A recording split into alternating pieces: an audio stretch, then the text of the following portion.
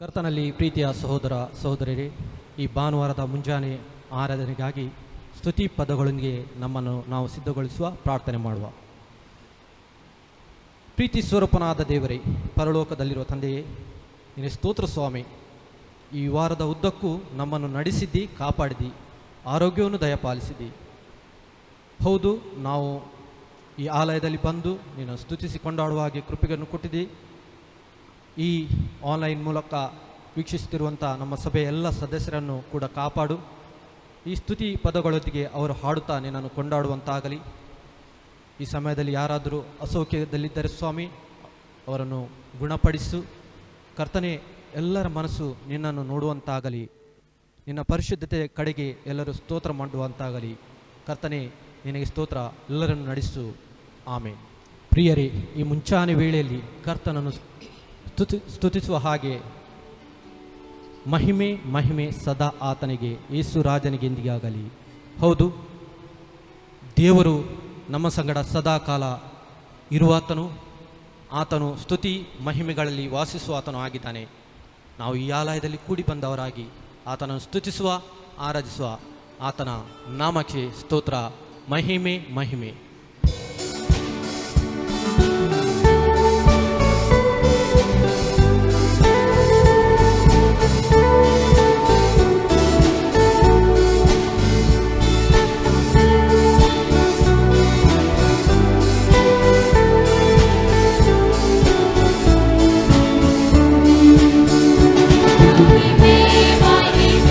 ಸದಾ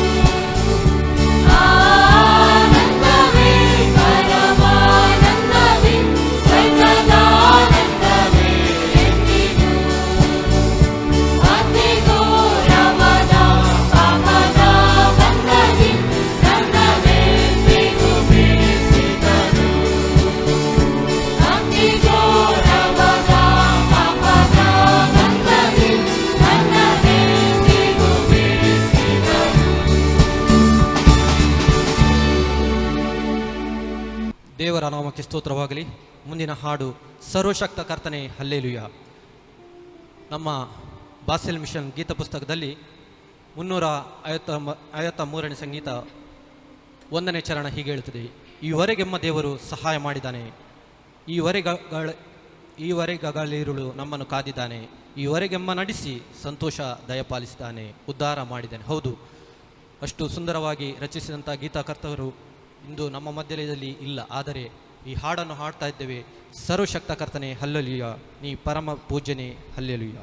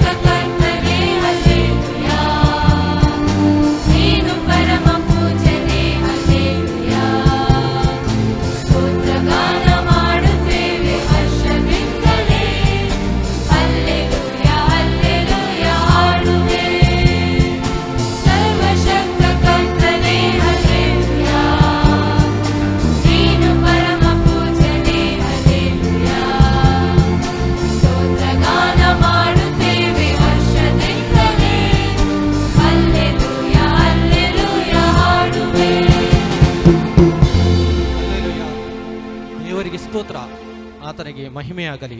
ಮುಂದಿನ ಹಾಡು ನಮ್ಮ ಸೃಷ್ಟಿಕರ್ತನಾದ ಯೇಸುವನ್ನು ಸ್ತುತಿಸುತ್ತಾ, ಮಹೋನ್ನತನಾದ ಯೇಸು ಸ್ತೋತ್ರಕ್ಕೆ ಯೋಗ್ಯನಾದನು.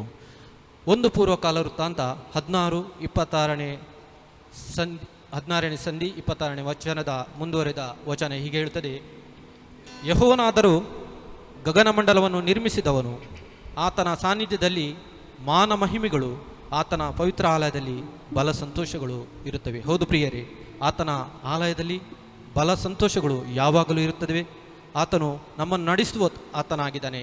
ಆತನಿಗೆ ಸ್ತೋತ್ರ. ಈ ಹಾಡನ್ನು ಹಾಡುತ್ತಾ ಆತನಿಗೆ ಸ್ತೋತ್ರ ಮಾಡುವ ಮಹೋನ್ನತನಾದ ಯೇಸು.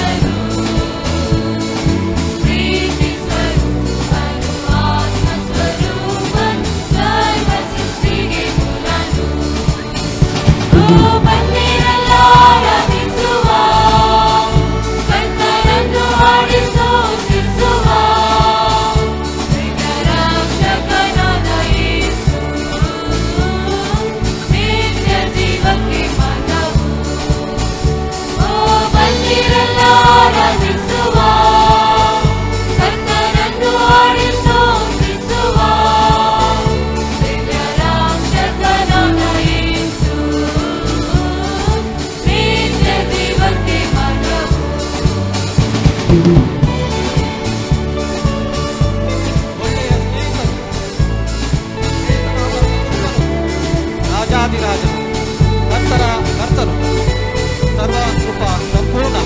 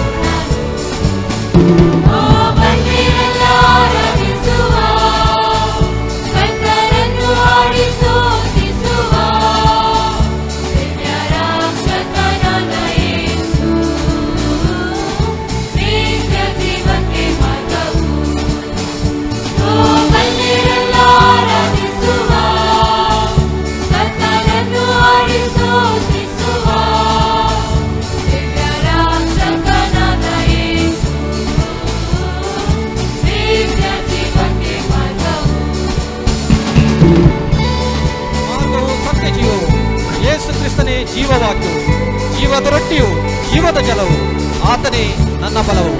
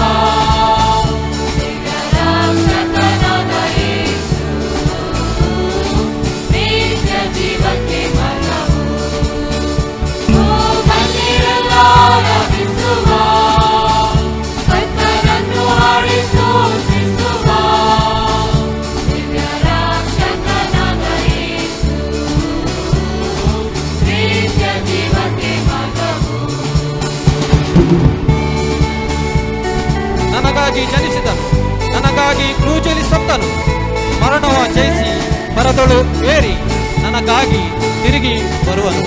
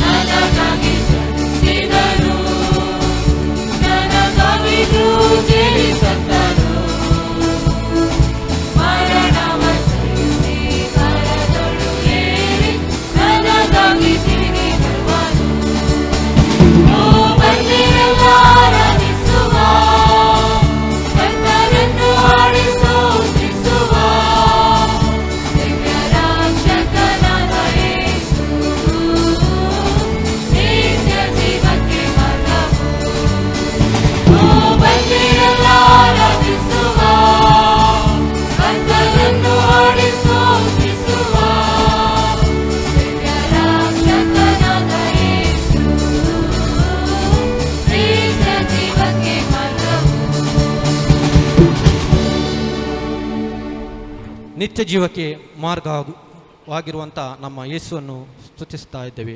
ಮುಂದಿನ ಹಾಡು ಹೀಗೆ ಹೇಳ್ತೀರಿ: ಸ್ತೋತ್ರ ಗಾನದಿಂ ಹಾಡಿ ಸ್ತುತಿಸುವೆನು. 1 ತಿಮೋತಿ 6ನೇ ಅಧ್ಯಾಯ 6ರಿಂದ 7ನೇ ವಚನ ತನಕ.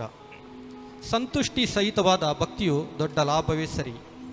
ನಾವು ಲೋಕದೊಳಕ್ಕೆ ಏನೂ ತಗೊಂಡು ಬರಲಿಲ್ಲವಷ್ಟೇ, ಅದರೊಳಗಿಂದ ಏನೂ ತಗೊಂಡು ಹೋಗಲಾರೆವು. ಹಾಡುಗಾರನು ಹೀಗೆ ಹೇಳ್ತಾನೆ: ಲೋಕವನ್ನು ನೀನು ನಂಬದಿರು, ಅದರ ಇಚ್ಛೆಯಂತೆ ಬಾಳದಿರು. ಹೌದು, ನಮ್ಮ ಜೀವಿತದಲ್ಲಿ ಲೋಕದ ಇಚ್ಛೆಯಂತೆ ಬಾಳಿದರೆ ನಾವು ನಾಶವಾಗುವು. ಈ ಭೂಮಿಯಲ್ಲಿ ತೆಗೆದುಕೊಂಡು ಹೋಗುವಂಥದ್ದು ಏನೂ ಇಲ್ಲ, ಇದೆಲ್ಲವೂ ನಾಶವಾಗುವಂತಿದೆ. ನಾವು ಹಾಡಿಕೊಳ್ಳುವ ಸ್ತೋತ್ರಗಾನದಿ ಹಾಡಿ ಸ್ತುತಿಸುವೆನು.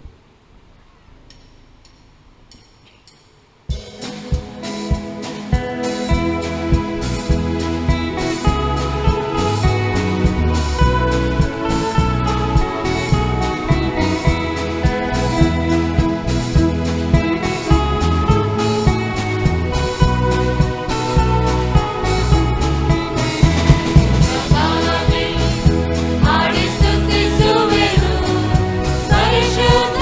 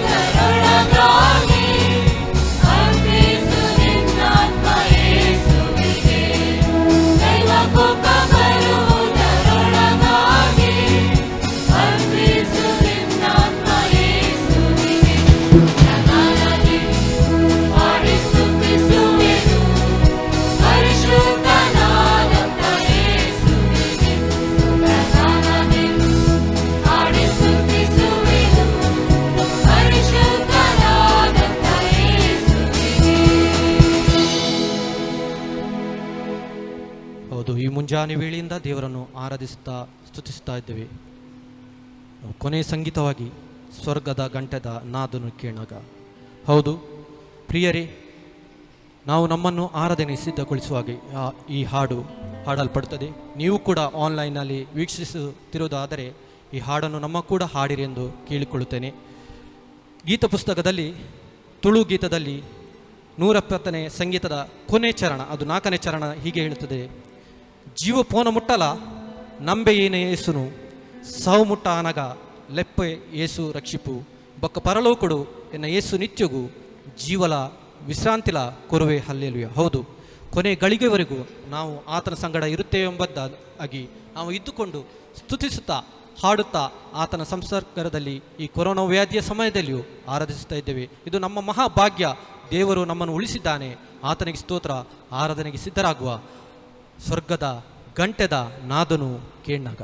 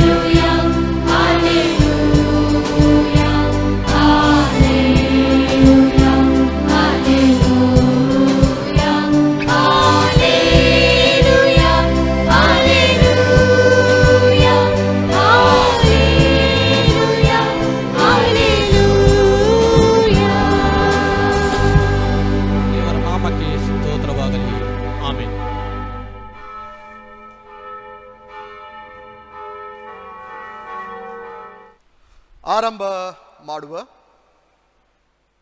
ದೇವರು ಆತ್ಮಸ್ವರೂಪನು, ಆತನನ್ನು ಆರಾಧಿಸುವವರು ಆತ್ಮೀಯ ರೀತಿಯಲ್ಲಿ ಸತ್ಯಕ್ಕೆ ತಕ್ಕ ಹಾಗೆ ಆರಾಧಿಸಬೇಕು. ನಮ್ಮ ಆರಂಭವು ತಂದೆ, ಮಗ, ಪವಿತ್ರಾತ್ಮನಾಗಿರುವ ತ್ರೈಕ ದೇವರ ನಾಮದಲ್ಲಿ ಆಗಲಿ. ಆಮೆನ್. ಈ ಪರಿಶುದ್ಧ ದಿನದ ಬೆಳಗಿನ ಆರಾಧನೆಯನ್ನು ಪ್ರಾರಂಭ ಮಾಡುವ ಹಾಗೆ ಕನ್ನಡ ಸಂಗೀತಗಳಲ್ಲಿ 324ನೇ ಕನ್ನಡ ಸಂಗೀತವನ್ನು ಹಾಡಿಕೊಳ್ಳುವ. ಕನ್ನಡ ಸಂಗೀತಗಳಲ್ಲಿ 324. ನಾಂ ಮೋಶೆ ಗೀತವ ಹಾಡೋಣ ಭ್ರಾತರರೇ, ಪವಿತ್ರ ಕುರಿಮರಿಯ ಕೊಂಡಾಡು ಸಭೆಯೇ, ಕೊಂಡಾಡಿರಿ ಕರ್ತನನ್ನು, ಹಲ್ಲೆಲೂಯ, ಕರ್ತನನ್ನು ಕೊಂಡಾಡಿರಿ. 324ನೇ ಕನ್ನಡ ಸಂಗೀತದ 1, 2 ಮತ್ತು 5ನೇ ಚರಣವನ್ನು ಹಾಡುವ. ಆರಂಭದ 2 ಚರಣ ಮತ್ತು ಕಡೆಯ ಚರಣವನ್ನು 324ನೇ ಕನ್ನಡ ಸಂಗೀತದಲ್ಲಿ ಹಾಡಿಕೊಳ್ಳುವ.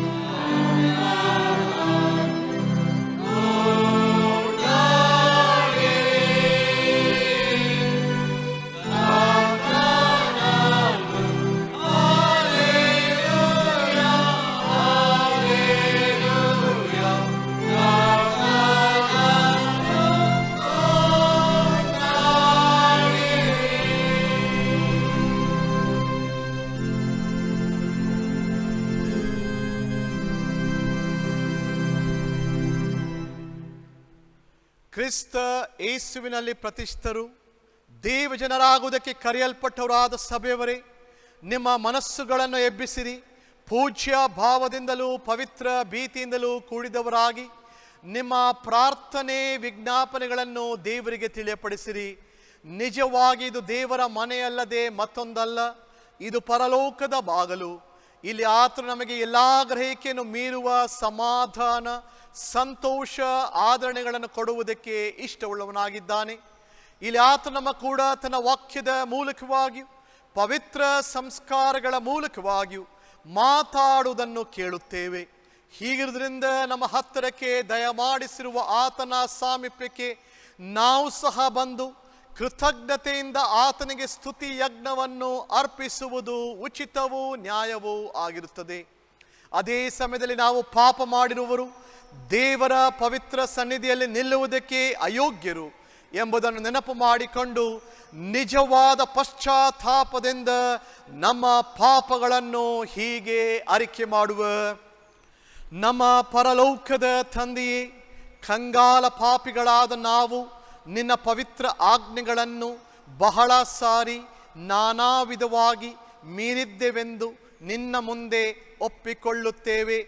ದುರಾಲೋಚನೆ, ಕೆಟ್ಟ ನುಡಿನಡೆ, ಅವಿಶ್ವಾಸ, ಕೃತಜ್ಞತೆ, ವಂಚನೆ ಇವುಗಳಿಂದಲೂ ಸಹೋದರರನ್ನು ತಕ್ಕ ಹಾಗೆ ಪ್ರೀತಿಸದೆ ಹೋದುದರಿಂದಲೂ ನಿನ್ನ ಆಜ್ಞೆಗಳನ್ನು ಮೀರಿ ನಿನ್ನ ನ್ಯಾಯದಂಡನೆಗೂ ನಿತ್ಯ ಮರಣಕ್ಕೂ ಪಾತ್ರರಾಗಿದ್ದೇವೆ. ಈ ನಮ್ಮ ಪಾಪಗಳಿಗಾಗಿ ನೊಂದುಕೊಂಡು ಮನಪೂರ್ವಕ ಪಶ್ಚಾತ್ತಾಪ ಪಡುತ್ತೇವೆ. ನಮ್ಮ ಅಪರಾಧಗಳಿಂದ ಅಡಗಿಸಲ್ಪಡಲಾರದ ನಿನ್ನ ಕೃಪೆಯ ಮೂಲಕ ದೊರಕುವಂಥ ನಮ್ಮ ಪ್ರಭುವಾದ ಯೇಸು ಕ್ರಿಸ್ತನು ಸಿದ್ಧಪಡಿಸಿರುವಂಥ ಅಮೂಲ್ಯ ರಕ್ಷಣೆಯ ಮಾರ್ಗವಲ್ಲದೆ ನಮ್ಮ ವಿಮೋಚನೆಗೂ ಸಮಾಧಾನಕ್ಕೂ ಬೇರೆ ದಾರಿ ತೋರುವುದಿಲ್ಲ. ಆದುದರಿಂದ ನಮ್ಮ ಪಾಪಗಳನ್ನೆಲ್ಲ ಧಾರಾಳವಾಗಿ ಕ್ಷಮಿಸಿ ನಮ್ಮನ್ನು ತಿರುಗಿ ನಿನ್ನ ಅನ್ಯೋನ್ಯತೆಗೆ ಸೇರಿಸಿಕೊಳ್ಳಬೇಕೆಂದು ಅಂಗಲಾಚಿ ಬೇಡಿಕೊಳ್ಳುತ್ತೇವೆ. ಇದಲ್ಲದೆ ನಾವು ಹೊಸ ಜೀವ ಹೊಂದಿ ಕೃತಜ್ಞತೆಯಿಂದ ನಿನ್ನನ್ನು ಸೇವಿಸುವ ಹಾಗೆ ಪವಿತ್ರಾತ್ಮನ ಮೂಲಕ ನಮ್ಮನ್ನು ಪ್ರತಿಷ್ಠೆಪಡಿಸಬೇಕೆಂದು ಭಿನ್ನವಿಸುತ್ತೇವೆ. ಆಮೇನ್. ಪಾಪಗಳಿಗಾಗಿ ನೊಂದುಕೊಂಡು ಯಥಾರ್ಥವಾಗಿ ಪಶ್ಚಾತ್ತಾಪ ಪಡುವವರೇ, ಹೃದಯವನ್ನು ನಡತೆಯನ್ನು ತಿದ್ದಿಕೊಳ್ಳಬೇಕೆಂಬ ಉದ್ದೇಶದಿಂದ ನಮ್ಮ ವಿಮೋಚಕನಾದ ಕ್ರಿಸ್ತನಲ್ಲಿ ನಿಜವಾದ ನಂಬಿಕೆಯನ್ನು ಇಟ್ಟವರೇ, ನೀವೆಲ್ಲರೂ ಪಾಪಕ್ಷಮೆ ವಿಷಯವಾಗಿ ಪರಿಶುದ್ಧ ಸುವಾರ್ತೆಯಲ್ಲಿರುವ ಆದರಣೆಯ ಸ್ಪಷ್ಟ ವಾಕ್ಯವನ್ನು ಕೇಳಿರಿ. ಸರ್ವಶಕ್ತನಾದ ದೇವರು ನಮ್ಮ ಮೇಲೆ ಕರುಣೆ ಇಟ್ಟಿದ್ದಾನೆ. ತನ್ನ ಅತೀ ಪ್ರಿಯ ಕುಮಾರನಾದಂಥ ನಮ್ಮ ಪಾಪಗಳಿಗಾಗಿ ಶಿಲುಬೆಗೆ ಜಡಿಯಲ್ಪಟ್ಟು ನಮ್ಮ ನೀತಿ ನಿರ್ಣಯಕ್ಕೋಸ್ಕರ ಸತ್ತೊಳಗಿಂದ ಎಬ್ಬಿಸಲ್ಪಟ್ಟಂಥ ಯೇಸು ಕ್ರಿಸ್ತನ ಮೂಲಕ ನಮ್ಮ ಪಾಪಗಳನ್ನೆಲ್ಲ ಕ್ಷಮಿಸುವನಾಗಿದ್ದಾನೆ. ಹೀಗಿರುವುದರಿಂದ ಯೇಸು ಕ್ರಿಸ್ತನು ತನ್ನ ಸಭೆಗೆ ಕೊಟ್ಟಿರುವ ಅಧಿಕಾರ ಆಜ್ಞೆಗಳಿಗೆ ಅನುಸಾರವಾಗಿ ತಂದೆಯಾದ ದೇವರ ಮಗನ ಪವಿತ್ರಾತ್ಮನ ಹೆಸರಿನಲ್ಲಿ ನಿಮಗೆ ಪಾಪ ಕ್ಷಮೆಯನ್ನು ಸಾರಿ ತಿಳಿಸುತ್ತೇನೆ. ಇದಲ್ಲದೆ ಪಶ್ಚಾತ್ತಾಪ ಪಡೆದೆಯೂ ನಂಬದೆಯೂ ಇರುವವರನ್ನು ನಮ್ಮ ಪ್ರಭು ರಕ್ಷಕನೂ ಆಗಿರುವ ಯೇಸು ಕ್ರಿಸ್ತನ ಅಪ್ಪಣೆಯ ಮೇರೆಗೆ ಆತನ ಹೆಸರಿನಲ್ಲಿ ಎಚ್ಚರಿಸಿ ಅವರಿಗೆ ಅವರ ಪಾಪಗಳು ಅವರ ಲೆಕ್ಕಕ್ಕೆ ಹಿಡಿಯಲ್ಪಟ್ಟಿವೆ ಎಂದು ಅವರು ತಿರುಗಿಕೊಂಡು ಪಶ್ಚಾತ್ತಾಪ ಪಡೆದು ಹೋದರೆ ದೇವರ ಕೋಪವು ಅವರ ಮೇಲೆ ನೆಲೆಯಾಗಿರುವುದೆಂದು ತಿಳಿಸುತ್ತೇನೆ. ಆಮೇನ್. ದೇವರಿಗೆ ಕೃತಜ್ಞತಾ ಸ್ತುತಿಯನ್ನು ಸಲ್ಲಿಸುವ. ಸರ್ವಶಕ್ತ ದೇವರೇ, ಕನಿಕರವುಳ್ಳ ತಂದೆಯೇ, ನೀನು ನಮಗೂ ಸಕಲ ಮನುಷ್ಯರಿಗೂ ದಯಪಾಲಿಸಿರುವ ನಿನ್ನ ಸರ್ವೋಪಕಾರಗಳಿಗಾಗಿಯೂ ಕೃಪಾ ವಾತ್ಸಲ್ಯಕ್ಕಾಗಿ ನಿನ್ನ ಅಯೋಗ್ಯ ಸೇವಕರಾದ ನಾವು ನಿನಗೆ ಅತ್ಯಂತ ವಿನಯದಿಂದ ಹೃದಯ ಪೂರ್ವಕ ಸ್ತೋತ್ರವನ್ನು ಸಲ್ಲಿಸುತ್ತೇವೆ. ನೀನು ನಮ್ಮನ್ನು ಸೃಷ್ಟಿಸಿ ಕಾಪಾಡುತ್ತಾ ಈ ಜೀವಮಾನಕ್ಕೆ ಬೇಕಾದ ಎಲ್ಲ ಮೇಲುಗಳನ್ನು ಅನುಗ್ರಹಿಸುತ್ತಾ ಬಂದಿರುವುದಕ್ಕಾಗಿ ನಿನಗೆ ಸ್ತೋತ್ರ. ಇದೆಲ್ಲದಕ್ಕಿಂತ ಹೆಚ್ಚಾಗಿ ನಮ್ಮ ಪ್ರಭುವಾದ ಯೇಸು ಕ್ರಿಸ್ತನ ಮೂಲಕ ಲೋಕರಕ್ಷಣೆಯನ್ನು ಉಂಟು ಮಾಡಿದ ನಿನ್ನ ಅಪರಿಮಿತ ಪ್ರೀತಿಗಾಗಿ ನಿನಗೆ ಸ್ತೋತ್ರ. ನಿನ್ನ ಪವಿತ್ರ ವಾಕ್ಯಕ್ಕಾಗಿಯೂ ಪರಿಶುದ್ಧ ಸಂಸ್ಕಾರಗಳಿಗಾಗಿಯೂ ನಮ್ಮ ಪ್ರಭುವಾದ ಯೇಸು ಕ್ರಿಸ್ತನ ಮೂಲಕ ನೀನು ನಮ್ಮಲ್ಲಿ ಹುಟ್ಟಿಸಿರುವ ನಿತ್ಯ ಜೀವದ ನಿರೀಕ್ಷೆಗಾಗಿ ನಿನಗೆ ಸ್ತೋತ್ರ. ಪ್ರಾರ್ಥನೆ ಮಾಡುವ. ನಮ್ಮ ಪರಲೋಕದ ತಂದೆಯೇ, ನಾವು ನಮ್ಮನ್ನು ನಿನ್ನ ಸೇವೆಗೆ ಒಪ್ಪಿಸಿಕೊಟ್ಟು ಜೀವಿಸಿರುವ ಮಟ್ಟಿಗೆ ನಿನ್ನ ಮುಂದೆ ಪರಿಶುದ್ಧರಾಗಿಯೂ ನೀತಿವಂತರಾಗಿಯೂ ಇದ್ದುಕೊಂಡು ನುಡಿಯಿಂದ ಮಾತ್ರವಲ್ಲದೆ ನಡೆಯಿಂದಲೂ ನಮ್ಮ ಯಥಾರ್ಥವಾದ ಕೃತಜ್ಞತೆಯನ್ನು ತೋರಿಸುವ ಹಾಗೆ ನೀನು ನಮ್ಮ ಉಪಕಾರಗಳನ್ನೆಲ್ಲ ಸರಿಯಾಗಿ ನಮ್ಮ ತಿಳುವಳಿಕೆಗೆ ತರಬೇಕೆಂದು ನಮ್ಮ ಪ್ರಭುವಾದ ಯೇಸು ಕ್ರಿಸ್ತನ ಮೂಲಕವಾಗಿ ನಿನ್ನನ್ನು ದೀನತೆಯಿಂದ ಬೇಡಿಕೊಳ್ಳುತ್ತೇವೆ. ಆಮೇನ್. ಈಗ ಈ ದಿನಕ್ಕೆ ನೇಮಕವಾಗಿರುವಂತಹ ಸತ್ಯವೇದದ ಪಾಲನ ಪಾಠವನ್ನು ಸಭೆಯ ಹಿರಿಯರಿಂದ ಓದಿ ಕೇಳುವ. Praise Lord. ದೇವರ ನಾಮಕ್ಕೆ ಸ್ತೋತ್ರವಾಗಲಿ. ಈ ಪರಿಶುದ್ಧ ದಿನಕ್ಕೆ ಓದಲು ನೇಮಕವಾದ ಸತ್ಯವೇದದ ಪಾರಾಯಣ ಪಾಠ ಅದು ಹಳೆ ಒಡಂಬಡಿಕೆಯಲ್ಲಿ ಯೆರೆಮೀಯನ ಪ್ರವಾದನ ಗ್ರಂಥ 8ನೇ ಅಧ್ಯಾಯ 4ರಿಂದ 9 ತನಕ ಮತ್ತು 9ನೇ ಅಧ್ಯಾಯ 23 ಮತ್ತು 24ನೇ ವಚನ. ಯೆರೆಮೀಯನ ಪ್ರವಾದನ ಗ್ರಂಥ 8ನೇ ಅಧ್ಯಾಯ 4ರಿಂದ 9 ಹಾಗೂ 9ನೇ ಅಧ್ಯಾಯ 23 ಮತ್ತು 24 ವಚನ. ಮೂರ್ಖರಾದ ಯಹೂದ್ಯರ ದುಷ್ಟತನವು, ಅದರಿಂದಾಗುವ ಬಲುಭಂಗವು. ಮತ್ತು ನೀನು ಅವರಿಗೆ ಹೀಗೆ ಹೇಳಬೇಕು, ಯೆಹೋವನು ಇಂತೆನ್ನುತ್ತಾನೆ, ಬಿದ್ದವರು ಏಳದಿರುವರೋ, ಬಿಟ್ಟು ಹೋದವರು ತಿರುಗಿ ಬರುವುದಿಲ್ಲವೋ. ಈ ಯೆರೂಸಲೇಮಿನವರು ಎಂದಿಗೂ ಹಿಂದಿರುಗದಂತೆ ಬಿಟ್ಟು ಹೋದದೇಕೆ? ಮೋಸವನ್ನೇ ಪಟ್ಟಾಗಿ ಹಿಡಿದಿದ್ದಾರೆ, ತಿರುಗಿ ಬರಲೊಲ್ಲರು. ನಾನು ಕಿವಿಗೊಟ್ಟು ಕೇಳುವಾಗ ಅವರು ಯಥಾರ್ಥವಾಗಿ ಮಾತಾಡಿಕೊಳ್ಳುತ್ತಿರಲಿಲ್ಲ. ಯಾವನು ತನ್ನ ಅಧರ್ಮದ ವಿಷಯವಾಗಿ ಪಶ್ಚಾತ್ತಾಪಪಟ್ಟು ಆಹಾ ನಾನು ಎಂಥ ಕೆಲಸ ಮಾಡಿದೆ ಎಂದುಕೊಳ್ಳುತ್ತಿರಲಿಲ್ಲ. ಯುದ್ಧದಲ್ಲಿ ರಭಸವಾಗಿ ಓಡುವ ಕುದುರೆಯಂತೆ ಪ್ರತಿಯೊಬ್ಬನು ತನ್ನ ತನ್ನ ಮಾರ್ಗಕ್ಕೆ ತ್ವರೆಪಡುತ್ತಾನೆ. ಆಕಾಶದಲ್ಲಿ ಹಾರುವ ಬಕವು ತನ್ನ ನಿಯಮಿತ ಕಾಲಗಳನ್ನು ತಿಳಿದುಕೊಂಡಿದೆ. ಬೆಳವಕ್ಕಿಯು ಬಾನಕ್ಕಿಯು ಕೊಕ್ಕರೆಯು ತಮ್ಮ ಗಮನಾಗಮನ ಸಮಯಗಳನ್ನು ಗಮನಿಸುತ್ತದೆ. ನನ್ನ ಜನರಾದರೂ ಯೆಹೋವನ ನಿಯಮವನ್ನು ತಿಳಿಯರು. ಹೀಗಿರಲು ನಾವು ಜ್ಞಾನಿಗಳು, ಯೆಹೋವನ ಧರ್ಮಶಾಸ್ತ್ರವು ನಮ್ಮಲ್ಲಿ ಇದೆ ಎಂದು ನೀವು ಅಂದುಕೊಳ್ಳುವುದು ಹೇಗೆ? ಆಹಾ, ಶಾಸ್ತ್ರಿಗಳ ಸುಳ್ಳು ಲೇಖನಿಯು ಅದನ್ನು ಸುಳ್ಳಾಗಿ ಮಾಡಿದೆ. ಜ್ಞಾನಿಗಳು ಆಶಾಭಂಗಪಟ್ಟು ಬೆಬ್ಬರಬಿದ್ದು ಸಿಕ್ಕಿಕೊಂಡಿದ್ದಾರೆ. ಇಗೋ, ಯೆಹೋವನ ಮಾತನ್ನು ನಿರಾಕರಿಸಿದರು. ಈಗ 9ನೇ ಅಧ್ಯಾಯ 23 ಮತ್ತು 24ನೇ ವಚನ. ಯೆಹೋವನು ಹೀಗನ್ನುತ್ತಾನೆ, ಜ್ಞಾನಿಯು ತನ್ನ ಜ್ಞಾನಕ್ಕೆ, ಪರಾಕ್ರಮಿಯು ತನ್ನ ಪರಾಕ್ರಮಕ್ಕೆ, ಐಶ್ವರ್ಯವಂತನು ತನ್ನ ಐಶ್ವರ್ಯಕ್ಕೆ ಹೆಚ್ಚಳ ಪಡದಿರಲಿ. ಹೆಚ್ಚಳ ಪಡುವವನು ತಾನು ನನ್ನನ್ನು ತಿಳಿದು ನಾನು ಲೋಕದಲ್ಲಿ ಪ್ರೀತಿ ನೀತಿ ನ್ಯಾಯಗಳನ್ನು ತೋರ್ಪಡಿಸುವ ಯೆಹೋವನಾಗಿರುವೆನು ಎಂದು ಗ್ರಹಿಸಿಕೊಂಡಿದ್ದೇನೆ ಎಂಬುದಕ್ಕೆ ಹೆಚ್ಚಳ ಪಡಲಿ. ಪ್ರೀತಿ ನೀತಿ ನ್ಯಾಯಗಳೇ ನನಗೆ ಆನಂದವೆಂದು ಯೆಹೋವನು ಅನ್ನುತ್ತಾನೆ. ಈಗ ಸಭೆಯವರಿಂದ ಒಂದು ವಿಶೇಷ ಸಂಗೀತ.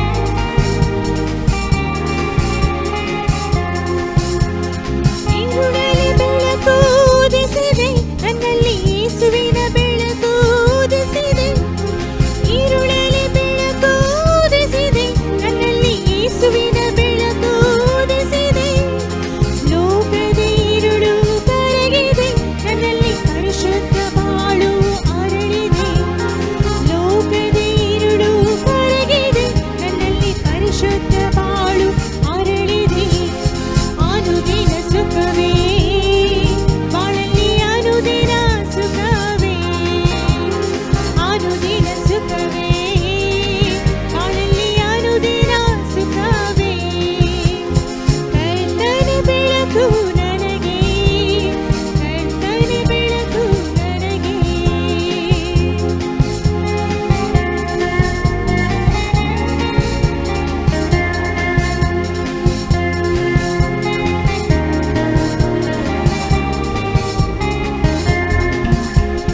ನೀತಿಯ ಸೂರ್ಯ ಉದಿಸಿದ ನನ್ನಲ್ಲಿ ಶಾಪದ ഇരുಳು ಅಗಲಿದೆ ನೀತಿಯ ಸೂರ್ಯ ಉದಿಸಿದೆ ನನ್ನಲ್ಲಿ ಶಾಪದ ഇരുಳು ಅಗಲಿದೆ ಆಶೀರ್ವಾದ ದಿನ ಬಂದಿದೆ ಸುಖ ಬಾಳು ನನ್ನಲ್ಲಿ ಬೆಳಗಿದೆ ಆಶೀರ್ವಾದ ದಿನ ಬಂದಿದೆ ಸುಖ ಬಾಳು ನನ್ನಲ್ಲಿ ಬೆಳಗಿದೆ ಅನುದಿನ ಸುಖವೇ ಬಾಳಲ್ಲಿ ಅನುದಿನ ಸುಖವೇ ಅನುದಿನ ಸುಖವೇ ಬಾಳಲ್ಲಿ ಅನುದಿನ ಸುಖವೇ ಕರ್ತನ ಬೆಳಕು ನನಗೆ ಕರ್ತನ ಬೆಳಕು ನನಗೆ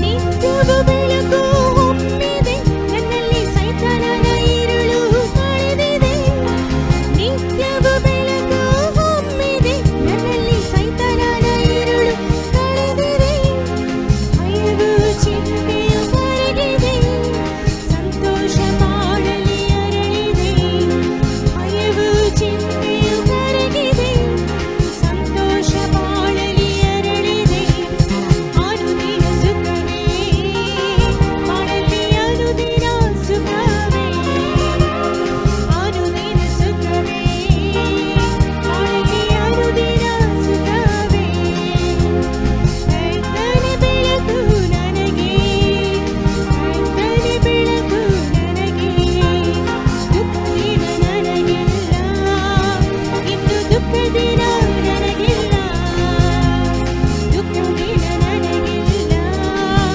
ಇನ್ನು ದುಃಖ ದಿನ ನನಗಿಲ್ಲ ಅನುದಿನ ಸುಖವೇ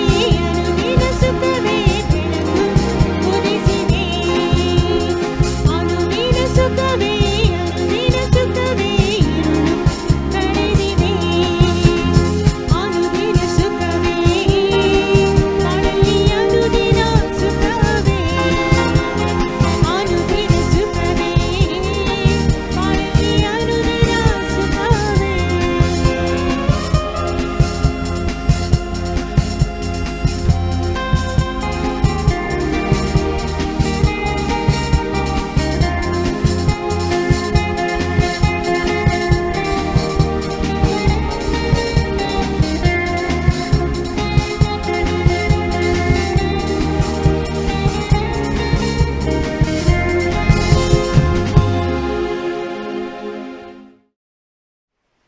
ಈಗ ಹೊಸ ಒಡಂಬಡಿಕೆಯಲ್ಲಿ ಪೌಲನು ಫಿಲಿಪಿಯವರಿಗೆ ಬರೆದ ಪತ್ರಿಕೆ 3ನೇ ಅಧ್ಯಾಯ 8ರಿಂದ 14 ವಚನ. ಪೌಲನು ಫಿಲಿಪಿಯವರಿಗೆ ಬರೆದ ಪತ್ರಿಕೆ 3ನೇ ಅಧ್ಯಾಯ 8ರಿಂದ 14. ಇಷ್ಟೇ ಅಲ್ಲದೆ ನನ್ನ ಕರ್ತನಾದ ಕ್ರಿಸ್ತ ಯೇಸುವನ್ನು ಅರಿಯುವುದೇ ಅತಿ ಶ್ರೇಷ್ಠವಾದದ್ದೆಂದು ತಿಳಿದು ನಾನು ಎಲ್ಲವನ್ನು ನಷ್ಟವೆಂದೆಣಿಸುತ್ತೇನೆ. ಆತನ ನಿಮಿತ್ತ ನಾನು ಎಲ್ಲವನ್ನು ಕಳಕೊಂಡು ಅದನ್ನು ಕಸವೆಂದೆಣಿಸುತ್ತೇನೆ. ಇದರಲ್ಲಿ ನನ್ನ ಉದ್ದೇಶವೇನೆಂದರೆ ನಾನು ಕ್ರಿಸ್ತನನ್ನು ಸಂಪಾದಿಸಿಕೊಂಡು ನೇಮನಿಷ್ಠೆಗಳ ಫಲವಾಗಿರುವ ಸ್ವನೀತಿಯನ್ನು ಆಶ್ರಯಿಸದೆ ಕ್ರಿಸ್ತನನ್ನು ನಂಬುವುದರಿಂದ ದೊರಕುವಂಥ, ಅಂದರೆ ಕ್ರಿಸ್ತನ ಮೇಲಣ ನಂಬಿಕೆಯ ಆಧಾರದಿಂದ ದೇವರು ಕೊಡುವಂಥ ನೀತಿಯನ್ನೇ ಹೊಂದಿ ಕ್ರಿಸ್ತನಲ್ಲಿರುವವನಾಗಿ ಕಾಣಿಸಿಕೊಳ್ಳಬೇಕೆಂಬುದೇ. ಆತನನ್ನು, ಆತನ ಪುನರುತ್ಥಾನದಲ್ಲಿರುವ ಶಕ್ತಿಯನ್ನು, ಆತನ ಬಾಧೆಗಳಲ್ಲಿ ಪಾಲುಗಾರನಾಗಿರುವ ಪದವಿಯನ್ನು ತಿಳ್ಕೊಂಡು ಆತನ ಮರಣದ ವಿಷಯದಲ್ಲಿ ಆತನಿಗೆ ಸ್ವರೂಪನಾಗಬೇಕೆಂಬುದೇ ನನ್ನ ಕುತೂಹಲವಾಗಿದೆ. ಹೀಗಾದರೆ ಸತ್ತವರಲ್ಲಿ ಕೆಲವರಿಗೆ ಆಗುವ ಪುನರುತ್ಥಾನವು ನನಗೆ ಒದಗಿ ಬಂದಿತು. ಇಷ್ಟರೊಳಗೆ ನಾನು ಬಿರುದನ್ನು ಪಡೆದುಕೊಂಡು ಸಿದ್ಧಿಗೆ ಬಂದವನೆಂದು ಹೇಳುವುದಿಲ್ಲ. ನಾನು ಯಾವುದನ್ನು ಹೊಂದುವುದಕ್ಕಾಗಿ ಕ್ರಿಸ್ತ ಯೇಸು ನನ್ನನ್ನು ಹಿಡಿದುಕೊಂಡನು, ಅದನ್ನು ಹಿಡಿದುಕೊಳ್ಳೋದಕ್ಕೋಸ್ಕರ ಓಡುತ್ತಾ ಇದ್ದೇನೆ. ಸಹೋದರರೇ, ನಾನಂತೂ ಹಿಡಿದುಕೊಂಡವನೆಂದು ನನ್ನನ್ನು ಈವರೆಗೆ ಎಣಿಸಿಕೊಳ್ಳುವುದಿಲ್ಲ. ಆದರೆ ನಾನು ಹಿಂದಿನ ಸಂಗತಿಗಳನ್ನು ಮರೆತು ಬಿಟ್ಟು ಮುಂದಿನವುಗಳನ್ನು ಹಿಡಿಯುವುದಕ್ಕೆ ಎದೆ ಬೊಗ್ಗಿದವನಾಗಿ, ದೇವರು ಕ್ರಿಸ್ತನ ಮೂಲಕವಾಗಿ ನಮ್ಮನ್ನು ಮೇಲಕ್ಕೆ ಕರೆದು ನಮ್ಮ ಮುಂದೆ ಇಟ್ಟಿರುವ ಬಿರುದನ್ನು ಗುರಿ ಮಾಡಿಕೊಂಡು ಓಡುತ್ತಾ ಇದ್ದೇನೆ. ಇಲ್ಲಿಗೆ ನೇಮಕವಾದ ಪಾಠವು ಮುಕ್ತಾಯವಾಯಿತು. ಕನಿಕರವುಳ್ಳ ತಂದೆಯಾದ ದೇವರು ತನ್ನ ವಾಕ್ಯದಲ್ಲಿ ತನ್ನ ಪರಿಪೂರ್ಣ ಪ್ರೀತಿ ನಮಗೆ ಪ್ರಕಟ ಮಾಡಿಕೊಟ್ಟು ಕ್ರಿಸ್ತ ಯೇಸುವಿನ ಮೂಲಕ ತೋರಿ ಬಂದ ತನ್ನ ಕೃಪಾತಿಶಯದಲ್ಲಿ ಪಾಲುಗಾರಾಗುವುದಕ್ಕೆ ನಮ್ಮನ್ನು ಕರೆದಿದ್ದಾನೆ.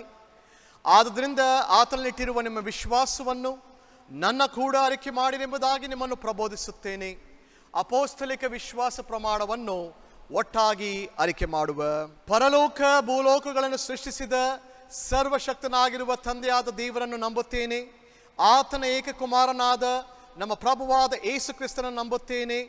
ಈತನು ಪರಿಶುದ್ಧಾತ್ಮನಿಂದ ಕನ್ಯಾ ಮರಿಯಳ ಗರ್ಭದಲ್ಲಿ ಧರಿಸಲ್ಪಟ್ಟು ಆಕೆಯಲ್ಲಿ ಹುಟ್ಟಿ ಪೊಂತಿ ಪಿಲಾತನ ಆಧಿಪತ್ಯದಲ್ಲಿ ಶ್ರಮೆ ಹೊಂದಿ ಶಿಲುಬೆಗೆ ಜಡಿಯಲ್ಪಟ್ಟು ಸತ್ತು ಹೂಣಲ್ಪಟ್ಟು ಪಾತಾಳಕ್ಕೆ ಇಳಿದು ಹೋಗಿ 3ನೇ ದಿನದಲ್ಲಿ ಸತ್ತೊಳಗಿಂದ ಎದ್ದು ಬಂದನು.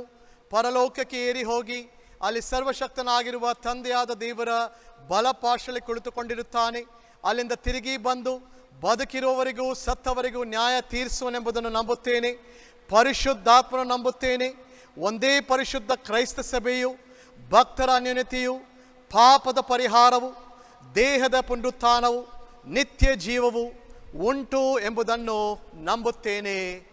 ಆಮೇನ್. ಸಭೆಗೆ ಸಾರಿ ತಿಳಿಸ್ತಕ್ಕಂಥ ವಿಷಯಗಳು, ಕಳೆದ 3 ತಿಂಗಳಿಂದ ಆನ್ಲೈನ್ನ ಮುಖಾಂತರವಾಗಿ ಈ ಒಂದು ಧ್ಯಾನಾವಳಿಯನ್ನು, ದೇವರ ಆರಾಧನೆಯನ್ನು, ಪ್ರೇಸ್ ಅಂಡ್ ವರ್ಷಿಪ್ ಎಲ್ಲವನ್ನು ಕೂಡ ನಾವು ಮಾಡುತ್ತಾ ಬಂದಿದ್ದೇವೆ. ನಿಮ್ಮೆಲ್ಲರ ಪ್ರಾರ್ಥನೆ ಪ್ರೋತ್ಸಾಹದಿಂದ ಇಲ್ಲಿಯ ತನಕ ದೇವರು ನಮ್ಮನ್ನು ನಡೆಸುತ್ತಾ ಬಂದಿದ್ದಾನೆ. ಮತ್ತು ಕಳೆದ 3 ತಿಂಗಳಲ್ಲಿ ವಿವಿಧ ರೀತಿಯಲ್ಲಿ ನೀವು ದೇವಾಲಯಕ್ಕೆ ಸಹಾಯವನ್ನು ಕೂಡ ಮಾಡುತ್ತಾ ಬಂದಿದ್ದೀರಿ. ಅದು ಹಣದ ರೂಪದಲ್ಲಿರಬಹುದು, ಅಥವಾ ಬರ್ತ್ಡೇ ಕಾರ್ಡ್ಗಳು ನಿಮ್ಮ ಮನೆಗೆ ಬಂದಾಗ, ಮತ್ತು ವೆಡ್ಡಿಂಗ್ ಆ್ಯನಿವರ್ಸರಿ ಕಾರ್ಡ್ಗಳಿರ್ಬೋದು, ಯಾವುದೇ ಇದ್ದಾಗಿ ಕೂಡ ಎಲ್ಲವನ್ನು ಕೂಡ ನೀವು ದೇವರ ಆರಾಧನೆಯನ್ನು ನೆನಪಿಸಿಕೊಳ್ಳುತ್ತಾ ಕಾಣಿಕೆ ರೂಪವಾಗಿ ಕೂಡ ನೀವು ತಂದುಕೊಟ್ಟಿದ್ದೀರಿ. ಆದ್ದರಿಂದ ಈ ಒಂದು ಸಮಯದಲ್ಲಿ ದೇವಾಲಯದಲ್ಲಿರುವಂಥ ಪ್ರತಿಯೊಂದು ಕಮಿಟಿಗಳ ಪರವಾಗಿ ನಾನು ಅವರೆಲ್ಲರಿಗೂ ಕೂಡ ತುಂಬ ಹೃದಯದ ಉಪಕಾರವನ್ನು ತಿಳಿಸುವನಾಗಿರುತ್ತೇನೆ. ಮತ್ತು ನಾಳಿನಿಂದ ಹೊಸ ರೀತಿಯ ಒಂದು ನೇಮಾವಳಿ ಬರುವುದಾದರೆ, ದೇವರ ಚಿತ್ತವಿದ್ದರೆ ಬೇಗನೆ ದೇವಾಲಯಕ್ಕೆ ಬಂದು ಆರಾಧಿಸುವಂಥ ಒಂದು ಅವಕಾಶ ದೇವರು ನಮಗೆ ಕೊಡಲಿ ಎಂದು ಕೂಡ ನಾನು ಪ್ರಾರ್ಥಿಸುವನಾಗಿದ್ದೇನೆ. ಅದೇ ರೀತಿಯಾಗಿ ದೂರದ ಸ್ಥಳದಲ್ಲಿರುವಂಥ ಪ್ರತಿಯೊಂದು ಸಭೆಯ ಸದಸ್ಯರಿಗೋಸ್ಕರ ಕೂಡ ನಾವು ಪ್ರಾರ್ಥಿಸುವರಾಗಿದ್ದೇವೆ. ಅಷ್ಟು ಮಾತ್ರವಲ್ಲ, ಹೊರ ದೇಶದಲ್ಲಿರುವರ್ಬೋದು ಅಥವಾ ಬೆಂಗಳೂರು ಪಟ್ಟಣದಲ್ಲಿರ್ಬೋದು, ಎಲ್ಲೇ ಇದ್ದಿರ್ಬೋದು, ನೀವು ನಿಮ್ಮ ಕೈಲಾದಂಥ ದೇಣಿಗೆ ಮೂಲಕವಾಗಿ ನಮಗೆ ಸಹಾಯವನ್ನು ಮಾಡುತ್ತಾ ಬಂದಿದ್ದೀರಿ. ಆರೋಗ್ಯ ನಿಧಿಗಿರಬಹುದು, ಜನರಲ್ ಫಂಡಿಗಿರಬಹುದು, ಯಾವುದೇ ವಿಧದಲ್ಲಿಯೂ ಕೂಡ ನೀವು ಸಹಾಯ ಮಾಡುವಾಗ ಪ್ರಾರ್ಥನಾ ಪೂರ್ವಕವಾಗಿ ನೀವು ಮಾಡುತ್ತಾ ಬಂದಿದ್ದೀರಿ. ಅದರಿಂದ ಈ ಸಮಯದಲ್ಲಿ ಮತ್ತೊಂದು ಆವರ್ತಿ ನಿಮ್ಮೆಲ್ಲರಿಗೂ ಕೂಡ ಹೃತ್ಪೂರ್ವಕವಾದಂಥ ವಂದನೆಗಳನ್ನು ನಾನು ತಿಳಿಸುತ್ತಾ ಉಪಕಾರವನ್ನು ಸಲ್ಲಿಸುವನಾಗಿರುತ್ತೇನೆ.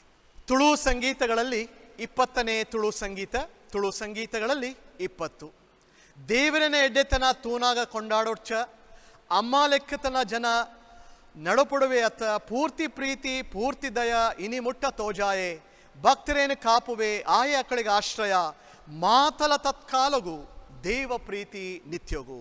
20ನೇ ತುಳು ಸಂಗೀತದಲ್ಲಿ 1 ಮತ್ತು 3ನೇ ಚರಣವನ್ನು ಮಾತ್ರ ಹಾಡಿಕೊಳ್ಳುವ 20ನೇ ತುಳು ಸಂಗೀತ 1ನೇ ಚರಣ ಹಾಗೂ 3ನೇ ಚರಣವನ್ನು ಒಟ್ಟಾಗಿ ಹಾಡಿಕೊಳ್ಳುವ.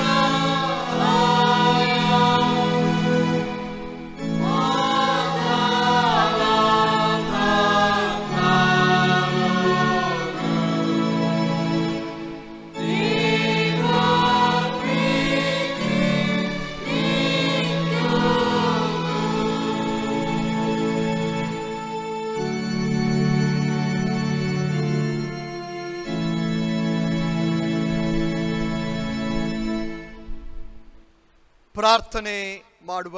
ದೇವರೇ, ಎಲ್ಲ ಒಳ್ಳೆಯ ದಾನಗಳಿಗೆ ಮೂಲ ಕಾರಣನಾದ ನಮ್ಮ ಪರಲೋಕದ ತಂದೆಯೇ, ಈ ಸಂದರ್ಭದಲ್ಲಿ ನಾವು ಸಮರ್ಪಿಸುವಂಥ ಕಾಣಿಕೆಯನ್ನು ಮುಂದೆ ನೆನಪು ಮಾಡಿಕೊಳ್ಳುವರಾಗಿದ್ದೇವೆ ಸ್ವಾಮಿ. ಕಾಣಿಕೆಗಳನ್ನು ಮಾತ್ರವಲ್ಲ, ನಮ್ಮ ತನುಮನಗಳ ದಾನಗಳನ್ನು ಕೂಡ ನೀನು ಸ್ವೀಕರಿಸುವಂಥ ದೇವರಾಗಿರುತ್ತಿ.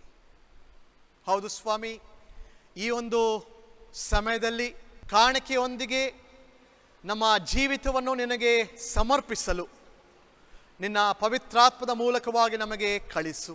ಅದೇ ಸಮಯದಲ್ಲಿ ಸ್ವಾಮಿ, ಕಳೆದ ವಾರದಲ್ಲಿ ಕೂಡ ಎಲ್ಲ ರೀತಿಯ ನಿನ್ನ ದಿವ್ಯ ಆಶೀರ್ವಾದವನ್ನು ಪಡೆದವರಾಗಿ ನಿನ್ನ ಪ್ರತಿಯೊಂದು ಸೇವೆಯಲ್ಲಿ ನಮ್ಮನ್ನು ತೊಡಗಿಸಿಕೊಳ್ಳುವಾಗ ನೀನು ಕೊಟ್ಟಂಥ ಎಲ್ಲ ರೀತಿಯ ಬಲ, ಶಕ್ತಿ, ಆದರಣೆಗೋಸ್ಕರ ಸ್ತೋತ್ರ ಹೇಳುವರಾಗಿದ್ದೇವೆ.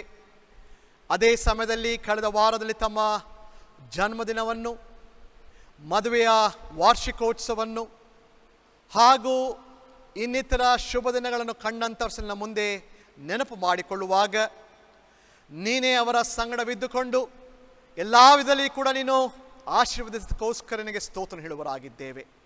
ಹೌದು ಸ್ವಾಮಿ, ನಾವೆಲ್ಲರೂ ಕೂಡ ನಿನ್ನ ಸೇವೆಯಲ್ಲಿ ಮುಂದುವರಿಯುವಾಗ ನೀನು ನಮಗೆ ಒದಗಿಸಿಕೊಟ್ಟಂಥ ಪ್ರತಿಯೊಂದು ದಾನಗಳನ್ನು ನಿನಗೆ ಯಾವ ರೀತಿಯಾಗಿ ನಾವು ಸಮರ್ಪಿಸುತ್ತಾ ಇದ್ದೇವೆ ಅದೆಲ್ಲವನ್ನು ಕೂಡ ನಮ್ಮ ಮನಸ್ಸಿಗೆ ತಂದುಕೊಳ್ಳುತ್ತಾ ಈ ಒಂದು ಸಮಯದಲ್ಲಿಯೂ ಕೂಡ ನಿನ್ನ ಮುಂದೆ ಪ್ರಾರ್ಥನಾ ಪೂರ್ವಕವಾಗಿ ನೆನಪಿಸಿಕೊಳ್ಳುವಾಗ ಸ್ವಾಮಿ, ನೀನು ನಮ್ಮೊಂದಿಗೆ ಇದ್ದುಕೊಂಡು ನಮ್ಮ ಪ್ರತಿಯೊಂದು ಜೀವಿತ ಕಾಲದಲ್ಲಿ ದಯವಿಟ್ಟು ನಮ್ಮ ಪ್ರಾರ್ಥನೆಯನ್ನು ಕೇಳುತ್ತಾ ನಮ್ಮನ್ನು ಲಾಲಿಸಬೇಕೆಂದು ನಮ್ಮ ಪ್ರಭುವಾದ ಯೇಸು ಕ್ರಿಸ್ತನ ಮೂಲಕವಾಗಿ ನಿನ್ನನ್ನು ದೀನತೆಯಿಂದ ಬೇಡಿಕೊಳ್ಳುತ್ತೇವೆ.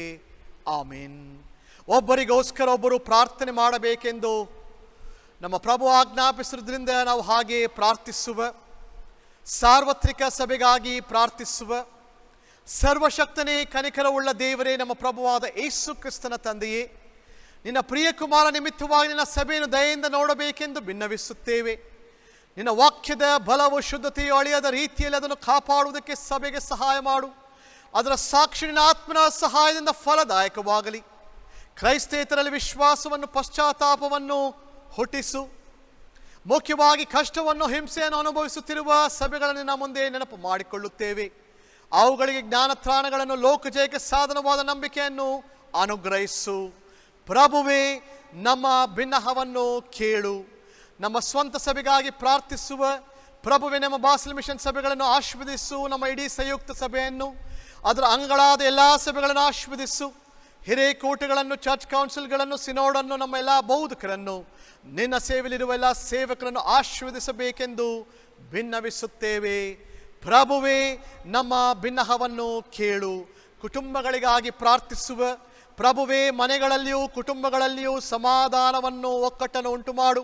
ಮಕ್ಕಳ ಪೋಷಣೆಯಲ್ಲಿಯೂ ವಿದ್ಯಾರ್ಥಿಗಳ ಶಿಕ್ಷಣದಲ್ಲಿ ತೊಡಗಿರುವವರ ಪ್ರಯತ್ನಗಳನ್ನು ಆಶೀರ್ವದಿಸು. ವಿಶೇಷವಾಗಿ SLC ಪರೀಕ್ಷೆಗೋಸ್ಕರ ತಮ್ಮನ್ನು ಸಿದ್ಧಪಡಿಸಿಕೊಳ್ಳುವಂಥ ಪ್ರತಿಯೊಂದು ಮಕ್ಕಳನ್ನ ಮುಂದೆ ನೆನಪು ಮಾಡಿಕೊಳ್ಳುವರಾಗಿರುತ್ತೇವೆ. ನಿನ್ನ ಪವಿತ್ರಾತ್ಮದ ಮೂಲಕ ಅವರೆಲ್ಲರನ್ನು ಕೂಡ ನಿನ್ನ ಸತ್ಯದ ದಾರಿಯಲ್ಲಿ ನಡೆಸು. ಅವರಿಗೆ ಬೇಕಾಗಿರುವಂಥ ಏಕಾಗ್ರತೆಯ ಮನಸ್ಸನ್ನು, ಮಾತ್ರವಲ್ಲದೆ ಪರೀಕ್ಷೆಯು ಸಮೀಪಿಸುವಂಥ ಈ ಸಮಯದಲ್ಲಿಯೂ ಕೂಡ ಸ್ವಾಮಿ ಎಲ್ಲ ರೀತಿಯ ಧೈರ್ಯ, ಸ್ಥೈರ್ಯ, ಆದರಣೆಯನ್ನು ಹೇರಳವಾಗಿ ದಯಪಾಲಿಸಿಕೊಟ್ಟು ಯಾವ ರೀತಿಯಾಗಿ ತಮ್ಮ ಪರೀಕ್ಷೆಯನ್ನು ಉತ್ತಮವಾದ ರೀತಿಯಲ್ಲಿ ಬರೆಯಬಹುದು, ಹೆಚ್ಚಿನ ನೆನಪು ಶಕ್ತಿಯನ್ನು ಕೂಡ ಅವರಿಗೆ ದಯಪಾಲಿಸಿಕೊಟ್ಟು ಬಲಪಡಿಸು. ಅದೇ ಸಮಯದಲ್ಲಿ ಸ್ವಾಮಿ, ಅನಾಥರನ್ನು, ವಿಧವೆಗಳನ್ನು, ಎಲ್ಲ ದಿಕ್ಕಿಲ್ಲದವರನ್ನು, ಹಿಂಸೆ ಪಡುವವರನ್ನು ಸಾಕಿಸಲಹು. ರೋಗಿಗಳು, ವೃದ್ಧರು, ಮರಣೋನ್ಮುಖರು ಇಂಥವರೆಲ್ಲರ ಹತ್ತಿರ ಇರು ಎಂದು ಭಿನ್ನವಿಸುತ್ತೇವೆ. ಪ್ರಭುವೇ, ನಮ್ಮ ಬಿನ್ನಹವನ್ನು ಕೇಳು. ಮರಣದ ಗಳಿಗೆಯನ್ನು ನೆನಪು ಮಾಡಿಕೊಳ್ಳುವ ಪ್ರಭುವೇ, ನಾವು ನಮ್ಮ ಕಡೇ ಗಳಿಗೆಯನ್ನು ಸೇರಿ ಮರಣ ಸಂಕಟ ಪಡುತ್ತಿರುವಾಗ ನಿತ್ಯ ವಿಶ್ರಾಂತಿಯಲ್ಲಿ ಸೇರುವ ಹಾಗೆಯೂ ನಮ್ಮ ಆತ್ಮಗಳು ಸಮಾಧಾನದಿಂದ ಇಹಲೋಕವನ್ನು ಬಿಡುವ ಹಾಗೆಯೂ ನಿನ್ನ ಸರ್ವಶಕ್ತ ಕೃಪೆಯಿಂದ ನಮಗೆ ಸಹಾಯ ಮಾಡಬೇಕೆಂದು ಬೇಡಿಕೊಳ್ಳುತ್ತೇವೆ. ನಾವು ನಿನ್ನ ಪವಿತ್ರ ಮುಖವನ್ನು ಆನಂದದಿಂದ ನೋಡಿ ನಿನ್ನ ಸಮಸ್ತ ದೂತರನೆಯೂ ನೀನು ಆದುಕೊಂಡ ಮಕ್ಕಳನೆಯೂ ನೀನು ನಿತ್ಯ ನಿರಂತರ ಸ್ತುತಿಸುತ್ತಾ ಘನಪಡಿಸುತ್ತಾ ಇರುವಂತೆ ನಮ್ಮನ್ನು ಮಹಾದಿನದಲ್ಲಿ ಮಹಿಮೆ ರಾಜ್ಯದೊಳಗೆ ಸೇರಿಸಿಕೊಳ್ಳಬೇಕೆಂದು ಭಿನ್ನವಿಸುತ್ತೇವೆ. ಪ್ರಭುವೇ, ನಮ್ಮ ಬಿನ್ನಹವನ್ನು ಕೇಳು. ಆಮೇನ್. ಕನ್ನಡ ಸಂಗೀತಗಳಲ್ಲಿ 166ನೇ ಕನ್ನಡ ಸಂಗೀತ. ಕನ್ನಡ ಸಂಗೀತಗಳಲ್ಲಿ 166. ಶುದ್ಧ ದಿವ್ಯ ಗ್ರಂಥವೇ ನನ್ನ ಶ್ರೇಷ್ಠ ದ್ರವ್ಯವೇ, ತೋರಿಸೆನ್ನ ಸ್ಥಿತಿಯ ಬೋಧಿಸಂಗೆ ಮಿತಿಯ, ಶುದ್ಧ ದಿವ್ಯ ಗ್ರಂಥವೇ ಶ್ರೇಷ್ಠ ದ್ರವ್ಯವೆನಗೆ. 166ನೇ ಕನ್ನಡ ಸಂಗೀತದ ಆರಂಭದ 3 ಚರಣಗಳನ್ನು ಒಟ್ಟಾಗಿ ಹಾಡಿಕೊಳ್ಳುವ.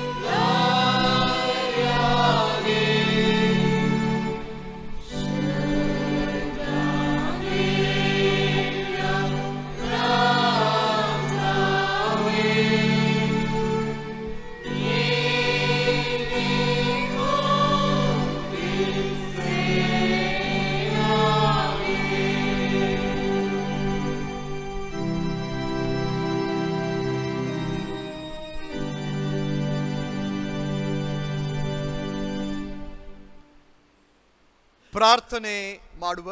ನಮ್ಮನ್ನು ಧ್ಯಾನಕ್ಕೋಸ್ಕರ ಸಿದ್ಧಪಡಿಸಿಕೊಳ್ಳುವ ಹಾಗೆ ಕ್ಷಣ ಕಾಲ ಮೌನವಾಗಿರುವ. ಪರಲೋಕದ ಪ್ರೀತಿಯುಳ್ಳ ತಂದೆಯಾದ ದೇವರೇ, ವಾರದ ಮೊದಲನೇ ದಿವಸ ನಿನ್ನ ಕೃಪೆಯಿಂದ ಒಟ್ಟಾಗಿ ಸೇರಿ ನಾವು ಆರಾಧಿಸುವಂಥದ್ದು, ನಿನ್ನ ವಾಕ್ಯ ಸಂದೇಶವನ್ನು ಕೇಳುವಂಥ ಒಂದು ಅವಕಾಶ ಈ ದಿನದಲ್ಲಿ ಕೂಡ ನಮಗೆ ದಯಪಾಲಿಸಿಕೊಟ್ಟಿದ್ದೀಯ. ಅದಕ್ಕೋಸ್ಕರ ನಿನಗೆ ಸ್ತೋತ್ರ ಹೇಳುವರಾಗಿದ್ದೇವೆ. ಹೌದು ಸ್ವಾಮಿ, ಈ ನೂತನ ದಿವಸವನ್ನು ನಮ್ಮೆಲ್ಲರ ಆಯುಷ್ಕಾಲಕ್ಕೆ ಸೇರಿಸಿಕೊಟ್ಟದ್ದು ಮಾತ್ರವಲ್ಲ, ನಮ್ಮನ್ನು ಎಲ್ಲ ವಿಧದಲ್ಲಿಯೂ ಕೂಡ ಬಲಗೊಳಿಸುತ್ತ ಪವಿತ್ರಾತ್ಮದ ಮೂಲಕವಾಗಿ ಈ ದಿನದಲ್ಲಿಯೂ ಕೂಡ ಸ್ವಾಮಿ ನಿನ್ನ ವಾಕ್ಯ ಸಂದೇಶವನ್ನು ಕೇಳುವಂತೆ ಮಾಡಿದ್ದಕ್ಕಾಗಿ ನಿನಗೆ ಸ್ತೋತ್ರವನ್ನು ಹೇಳುವರಾಗಿದ್ದೇವೆ. ಹೌದು ಸ್ವಾಮಿ, ನಮ್ಮ ಸಭೆಯ ಸದಸ್ಯರು ಬೇರೆ ಬೇರೆ ಕಡೆ ತಮ್ಮ ಜೀವಿತವನ್ನು ನಡೆಸುವಂಥ ಸಮಯದಲ್ಲಿಯೂ ಕೂಡ ನೀನು ಅವರ ಬಳಿಯಲ್ಲಿ ಇದ್ದುಕೊಂಡು ಈ ಆನ್ಲೈನ್ ಟ್ರಾನ್ಸ್ಮಿಷನ್ನ ಮುಖಾಂತರವಾಗಿ ಸ್ವಾಮಿ ಆರಾಧನೆ ನಮ್ಮನ್ನು ಪಾಲು ತೆಗೆದುಕೊಳ್ಳುತ್ತಾ ಎಲ್ಲ ವಿಧದಲ್ಲಿ ಪ್ರಾರ್ಥನಾ ಪೂರ್ವಕವಾಗಿ ನೀನು ನಮ್ಮನ್ನು ನಡೆಸುವಾಗಲೂ ಕೂಡ ಸ್ವಾಮಿ ಈ ಸಮಯದಲ್ಲಿ ವಾಕ್ಯ ಸಂದೇಶವನ್ನು ಕೇಳಲಿಕ್ಕಿದ್ದೇವೆ. ಪವಿತ್ರಾತ್ಮದ ಮೂಲಕವಾಗಿ ನಮ್ಮೆಲ್ಲರನ್ನು ಕೂಡ ಬಲಪಡಿಸು, ನಮ್ಮ ಹೃದಯಗಳನ್ನು ನಮ್ಮ ಮನಸ್ಸುಗಳನ್ನು ತೆರೆಯುತ್ತಾ ಈ ಸಮಯದಲ್ಲಿ ಸ್ವಾಮಿ ನೀನು ನಮ್ಮೊಂದಿಗೆ ಇದ್ದುಕೊಂಡು ವಾಕ್ಯದ ಮುಖಾಂತರವಾಗಿ ನಮ್ಮ ಸಂಗಡ ಮಾತನಾಡುತ್ತ ನಮ್ಮನ್ನು ಎಚ್ಚರಿಸುತ್ತ ನಮ್ಮ ಕ್ರಿಸ್ತಿಯ ಜೀವಿತವನ್ನು ಈ ಲೋಕದಲ್ಲಿ ಯಾವ ರೀತಿಯಾಗಿ ನಡೆಸಬೇಕಾಗಿದೆ ಅದೆಲ್ಲವನ್ನು ಕೂಡ ನಮಗೆ ಕಲಿಸಿಕೊಡುತ್ತಾ ನಮ್ಮನ್ನು ಮುನ್ನಡೆಸಬೇಕಾಗಿ ಕೂಡ ಪ್ರಾರ್ಥಿಸುತ್ತೇವೆ. ಈ ಪ್ರಾರ್ಥನೆ ನಮ್ಮ ಕರ್ತನಾದ ಯೇಸು ಕ್ರಿಸ್ತನ ಮುಖಾಂತರ ಬೇಡಿದ್ದೇವೆ ತಂದೆಯೇ, ಕೇಳಿದಕ್ಕಾಗಿ ನಿನಗೆ ಸ್ತೋತ್ರ. ಆಮೇನ್. ಈ ಪರಿಶುದ್ಧ ದಿನದ ಸ್ವಲ್ಪ ಹೊತ್ತಿನ ಧ್ಯಾನಕ್ಕೋಸ್ಕರ ನಮ್ಮ ಮುಂದೆ ಇರುವಂತಹ ದೇವರ ವಾಕ್ಯದ ಮಾತುಗಳು ಅದು ಲೂಕನು ಬರೆದ ಸುವಾರ್ತೆ 10ನೇ ಅಧ್ಯಾಯ ಅದರ ಕಡೆಯ 5 ವಚನಗಳು. Gospel according to Luke chapter 10 verses 38 to 42. ಲೂಕನು ಬರೆದ ಸುವಾರ್ತೆ 10ನೇ ಸಂಧಿ 38ನೇ ವಚನದಿಂದ 42ನೇ ವಚನದಲ್ಲಿ ಬರೆಯಲ್ಪಟ್ಟಂತ ದೇವರ ವಾಕ್ಯವನ್ನು ಮೊದಲದಾಗಿ ಓದಿ ಕೇಳುವ. ಅವರು ಸಂಚಾರ ಮಾಡುತ್ತಿರುವಾಗ ಆತನು ಒಂದಾನೊಂದು ಹಳ್ಳಿಗೆ ಬಂದನು. ಅಲ್ಲಿ ಮಾರ್ತಳೆಂಬ ಒಬ್ಬ ಸ್ತ್ರೀಯು ಆತನನ್ನು ತನ್ನ ಮನೆಯಲ್ಲಿ ಇಳಿಸಿಕೊಂಡಳು. ಆಕೆಗೆ ಮರಿಯಳೆಂಬ ಒಬ್ಬ ತಂಗಿ ಇದ್ದಳು. ಈಕೆಯು ಸ್ವಾಮಿಯ ಪಾದದ ಬಳಿಯಲ್ಲಿ ಕೂತುಕೊಂಡು ಆತನ ವಾಕ್ಯವನ್ನು ಕೇಳುತ್ತಿದ್ದಳು. ಆದರೆ ಮಾರ್ತಳು ಬಹಳ ಸೇವೆಯ ವಿಷಯವಾಗಿ ಬೇಸತ್ತು ಆತನ ಬಳಿಗೆ ಬಂದು, ಸ್ವಾಮಿ, ನನ್ನ ತಂಗಿಯು ಸೇವೆಗೆ ನನ್ನೊಬ್ಬಳನ್ನೇ ಬಿಟ್ಟಿದ್ದಾಳೆ. ಇದಕ್ಕೆ ನಿನಗೆ ಚಿಂತೆ ಇಲ್ಲವೋ? ನನಗೆ ನೆರವಾಗಬೇಕೆಂದು ಆಕೆಗೆ ಹೇಳು ಅಂದಳು. ಸ್ವಾಮಿಯು ಆಕೆಗೆ, ಮಾರ್ತಳೆ ಮಾರ್ತಳೆ, ನೀನು ಅನೇಕ ವಿಷಯವಾಗಿ ಚಿಂತೆಯಲ್ಲಿಯೂ ಗಡಿಬಿಡಿಯಲ್ಲಿಯೂ ಸಿಕ್ಕಿಕೊಂಡಿದ್ದಿ. ಕೆಲವು ಮಾತ್ರ ಬೇಕಾದದ್ದು, ಅಥವಾ ಒಂದೇ. ಮರಿಯಳು ಆ ಉತ್ತಮ ಭಾಗವನ್ನು ಆರಿಸಿಕೊಂಡಿದ್ದಾಳೆ, ಅದು ಆಕೆಯಿಂದ ತೆಗೆಯಲ್ಪಡುವುದಿಲ್ಲ ಎಂದು ಉತ್ತರ ಕೊಟ್ಟನು. ಕ್ರಿಸ್ತನಲ್ಲಿ ನನ್ನ ಪ್ರೀತಿಯ ಸಹೋದರರೇ, ಸಹೋದರರೇ ಹಾಗೂ ಪ್ರೀತಿಯ ದೇವಜನರೇ, ಓದಿ ಕೇಳಿದಂಥ ವಾಕ್ಯ ಭಾಗವು ಲೂಕನ ಸುವಾರ್ತೆಗೆ ಮಾತ್ರ ಇದು ಸೀಮಿತವಾಗಿದ್ದುಕೊಂಡು ಬೇರೆ ಯಾವ ಸುವಾರ್ತೆಯಲ್ಲಿಯೂ ಕೂಡ ಇದನ್ನು ನಾವು ಬರೆದಿರುವುದನ್ನು ಕಂಡುಕೊಳ್ಳುವುದಿಲ್ಲ. ಮತ್ತು ಅದೇ ಸಮಯದಲ್ಲಿ ನಾವು ಗಮನಿಸುವಾಗ ಇಲ್ಲಿ ನಾವು ನೋಡುತ್ತೇವೆ, ಬಹಳ ವಿಶೇಷತೆಯಿಂದ ಕೂಡಿದಂಥ ಒಂದು ಭಾಗ. ಆ ದಿನದಲ್ಲಿ ಯೇಸುಸ್ವಾಮಿಯ ಕಾಲದಲ್ಲಿ ಇದ್ದಂಥ ಯಹೂದಿ ಗುರುಗಳು, ಅಂದ್ರೆ ರಬ್ಬಿಗಳಂತ ನಾವೇನ್ ಕರೆಯುತ್ತೇವೆ, ಮಹಿಳೆಯರೊಂದಿಗೆ ಆಗಲಿ ಸ್ತ್ರೀಯರೊಂದಿಗೆ ಆಗಲಿ ಮಾತನಾಡಲು ಯಾವ ಅವಕಾಶ ಸಮಾಜದಲ್ಲಿ ಅವರಿಗೆ ಇರಲಿಲ್ಲ. ಆದರೆ ಪ್ರಿಯರೇ, ಇಲ್ಲಿ ನಾವು ಯೇಸುಸ್ವಾಮಿಯು ಬೇಥಾನ್ಯದಲ್ಲಿರುವಂಥ ಮಾರ್ಥ ಮತ್ತು ಮರಿಯಳ ಮನೆಗೆ ಹೋಗುವುದನ್ನು ನಾವಿಲ್ಲಿ ಗಮನಿಸುವರಾಗಿರುತ್ತೆ. ಪ್ರಿಯರೇ, ಆ 38ನೇ ವಚನವನ್ನು ನೀವು ಗಮನಿಸುವುದಾದಲ್ಲಿ ಬರೆಯಲ್ಪಟ್ಟಿದೆ, ಅವರು ಸಂಚಾರ ಮಾಡುತ್ತಿರುವಾಗ ಆತನು ಒಂದಾನೊಂದು ಹಳ್ಳಿಗೆ ಬಂದನು ಎಂದು ಬರೆಯಲ್ಪಟ್ಟಿದೆ. ಶಿಷ್ಯ ವೃಂದ ಜನರೆಲ್ಲರೂ ಕೂಡ ಒಟ್ಟಾಗಿ ಹೋಗುತ್ತಾ ಇದ್ದಾರೆ. ಆದರೆ ಮಾರ್ಥ ಮತ್ತು ಮರಿಯಳ ಬಳಿಗೆ ಆ ಬೇತಾನ್ಯದ ಒಂದು ಸ್ಥಳಕ್ಕೆ ಬರುವಾಗ ಕೇವಲ ಯೇಸುಸ್ವಾಮಿ ಮಾತ್ರ ಬರುತ್ತಾ ಇದೆ. ಇದು ವಿಶೇಷತೆಯನ್ನು ನಾವು ಕಂಡುಕೊಳ್ಳಬೇಕಾಗಿದೆ.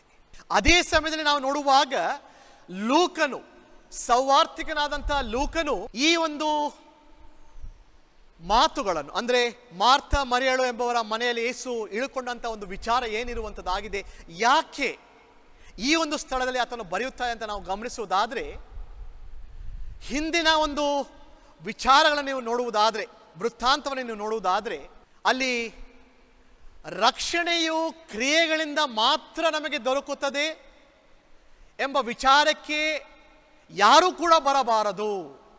ನಿಮ್ಮೆಲ್ಲರಿಗೂ ಕೂಡ ಗೊತ್ತುಂಟು, ಹಿಂದಿನ ಒಂದು ಮಾತು ಏನಾಗಿದೆ, ಯೇಸು ಕರುಣೆಯುಳ್ಳ ಸಮಾನದವನ ದೃಷ್ಟಾಂತವನ್ನು ಅಲ್ಲಿ ಹೇಳುತ್ತಾ ಇದ್ದ.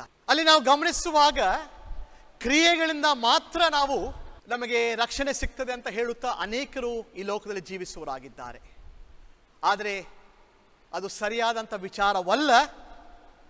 ಸೇವೆ ಅಂತ ಹೇಳುವಾಗ ಅದಕ್ಕೆ ಸಮರ್ಪಕವಾದಂಥ ಸ್ಥಾನ ಕೊಡಲ್ಪಟ್ಟಿದೆ. ವಿವಿಧ ಸ್ಥಿತಿಗತಿಗಳ ಮಧ್ಯದಲ್ಲಿಯೂ ಕೂಡ ನಾವು ನಮ್ಮ ಜೀವಿತವನ್ನು ನಡೆಸುವಾಗ ಈ ಒಂದು ವಾಕ್ಯವನ್ನು ಬರೆಯುವುದರ ಮುಖಾಂತರವಾಗಿ ಸೌವಾರ್ತಿಕನಾದಂಥ ಲೂಕನು ಏನು ಹೇಳಲು ಪ್ರಯತ್ನಿಸುತ್ತಾನೆ ಅಂತ ನೋಡುವುದಾದರೆ, ಏಕಾಂತವಾದಂಥ ಪ್ರಾರ್ಥನೆಗೆ ಕೂಡ ನಮ್ಮ ಸಮಯವನ್ನು ಕೊಡಬೇಕಾಗಿದೆ.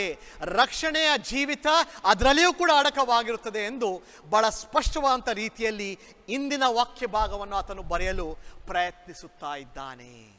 ಹೌದು ಪ್ರಿಯರೇ, ಈ ಸಮಯದಲ್ಲಿ ನಾವು ಗಮನಿಸುವಾಗ ಪ್ರಥಮತಃ ನಾವು ಮಾರ್ತಳನ್ನು ಗಮನಿಸುತ್ತಾ ಇದ್ದೇವೆ.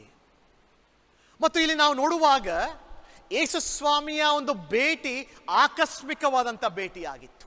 ಆಕಸ್ಮಿಕವಾದಂಥ ಎಲ್ಲಿಯೂ ಕೂಡ ಮುಂಚಿತವಾಗಿ ತಿಳಿದು ಬರುವಂಥ ವಿಚಾರ ಎಲ್ಲಿ ಕೂಡ ನಮಗೆ ಕಂಡು ಬರುವುದಿಲ್ಲ. ಯಾಕಂದರೆ ಆತನು ಒಬ್ಬಂಟಿಗನಾಗಿ ಅಲ್ಲಿ ಬರುತ್ತಾ ಇದ್ದಾನೆ, ಒಬ್ಬ ಆಕೆ ಮಹಿಳೆಯ ಮನೆಗೆ ಬರುತ್ತಾ ಇದ್ದಾನೆ.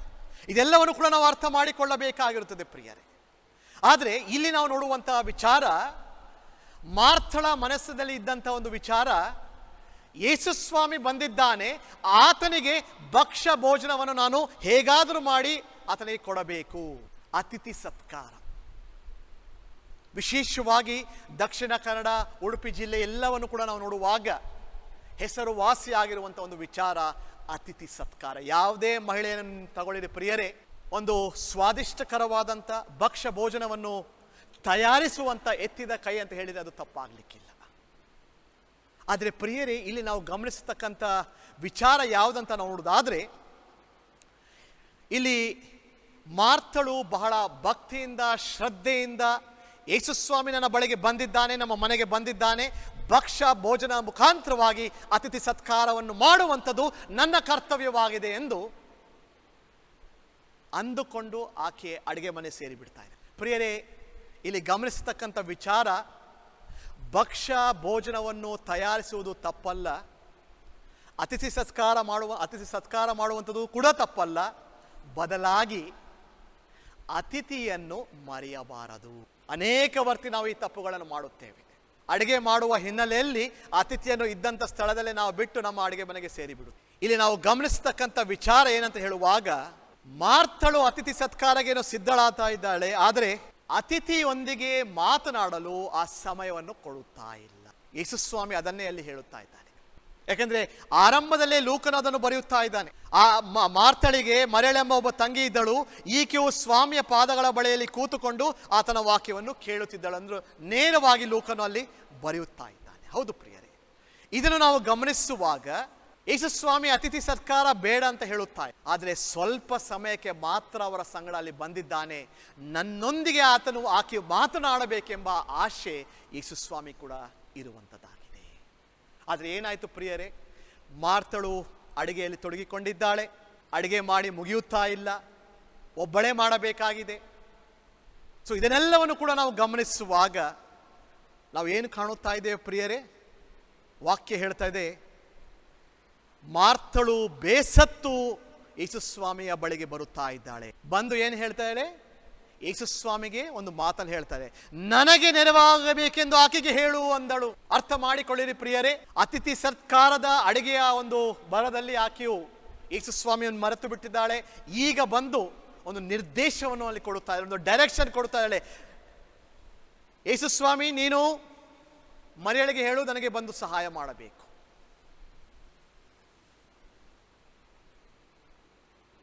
ಹೌದು ಪ್ರಿಯರೇ, ಇಲ್ಲಿ ನಾವು ಅರ್ಥ ಮಾಡಿಕೊಳ್ಳಬೇಕಾಗಿರುವಂಥ ವಿಚಾರ,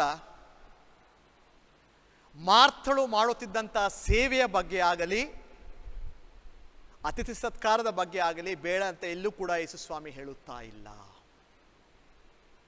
ಇಲ್ಲಿ ನಾವು ಕಲ್ತುಕೊಳ್ಳಬೇಕಾಗಿರುವಂಥ ವಿಚಾರ ಯಾವುದಂತ ನೋಡುವುದಾದ್ರೆ, ಮಾರ್ಥಳು ತಂಗಿಯನ್ನು ನನ್ನ ಬಳಿಗೆ ಕಳಿಸು, ಆಕೆ ನನಗೆ ಸಹಾಯ ಮಾಡಲಿ ಎಂದು ಯೇಸುಸ್ವಾಮಿಗೆ ಹೇಳುತ್ತಾ ಇದ್ದಾಳೆ.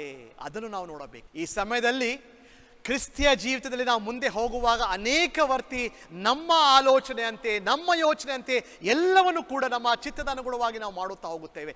ಯೇಸುಸ್ವಾಮಿಯನ್ನು ನಾವು ಕೇಳಲು ಹೋಗುವುದೇ ಇಲ್ಲ. ಇದನ್ನೇ ಲೋಕನು ನಮಗೆ ತಿಳಿಯಪಡಿಸಲು ಪ್ರಯತ್ನ. ಆದ್ರಿಂದ ನಾವು ಇಲ್ಲಿ ಅರ್ಥ ಮಾಡಿಕೊಳ್ಳಬೇಕಾಗಿರುವಂಥ ವಿಚಾರ, ಯೇಸುಸ್ವಾಮಿ ಕೇವಲ ಸ್ವಲ್ಪ ಸಮಯಕ್ಕೋಸ್ಕರ ಅವರ ಬಳಿಗೆ ಬಂದಿದ್ದಾನೆ, ನನ್ನೊಂದಿಗೆ ಕಾಲವನ್ನು ಕಳೆಯಬೇಕೆಂದು ಆಶೆ ಆತನಿಗೆ ಇತ್ತು. ಆದರೆ ಮಾರ್ಥಳು ಅದನ್ನು ಮರೆತು. ಹೌದು ಪ್ರಿಯರೇ, ಇಂದು ಯೇಸುಸ್ವಾಮಿ ಬಯಸುವಂಥದ್ದು ಆತನ ಮಾರ್ಗದ ಹೆಜ್ಜೆಜಾಡಿನಲ್ಲಿ ನಾವೆಲ್ಲರೂ ಕೂಡ ನಡೆಯಬೇಕು. ಅದು ಆಗಬೇಕಾಗಿದ್ದರೆ ಆತನೊಂದಿಗೆ ನಾವು ಸಮಯವನ್ನು ಕಳೆಯಲು ಪ್ರಯತ್ನಿಸಬೇಕಾಗಿರುತ್ತದೆ. ಖಂಡಿತವಾಗಿ ಅದನ್ನು ಮಾಡಲೇಬೇಕಾಗಿರುತ್ತದೆ ಪ್ರಿಯ. ಅದೇ ಸಮಯದಲ್ಲಿ ನಾವು ನೋಡುವಾಗ ಮರಿಳೆಯನ್ನು ನಾವು ಗಮನಿಸುತ್ತೇವೆ.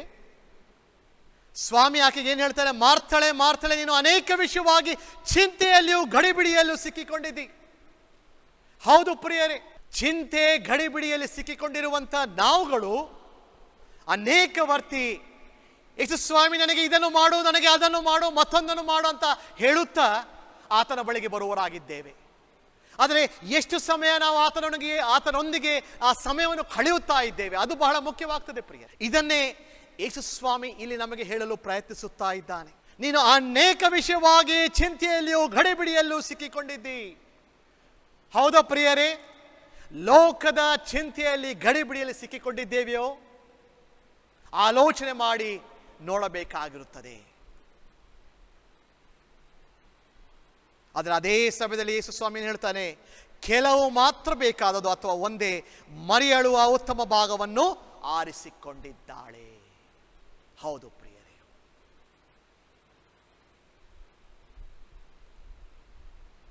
ಈ ಒಂದು ಮಾತಿನ ಮುಖಾಂತರವಾಗಿ ನಾವು ನಡೆಸುವಂತ ಆರಾಧನೆಗೂ ಪ್ರಾರ್ಥನೆ, ಸೇವೆ ಏನೆಲ್ಲ ಉಂಟು ಅದಕ್ಕೂ ಇರುವಂಥ ಸಂಬಂಧ ಏನಾಗಿರುತ್ತದೆ ಅದನ್ನು ತಿಳಿಯಪಡಿಸಲು ಇಲ್ಲಿ ಇಷ್ಟಪಡುವನಾಗಿದ್ದಾನೆ.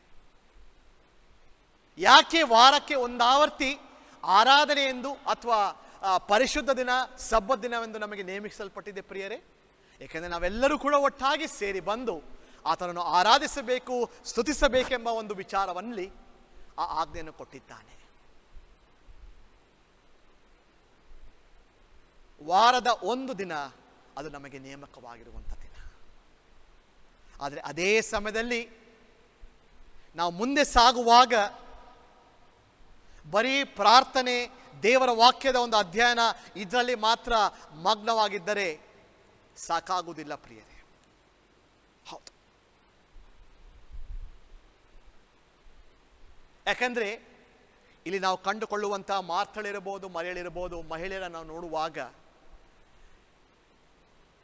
ಮನೆ ಕೆಲಸವನ್ನು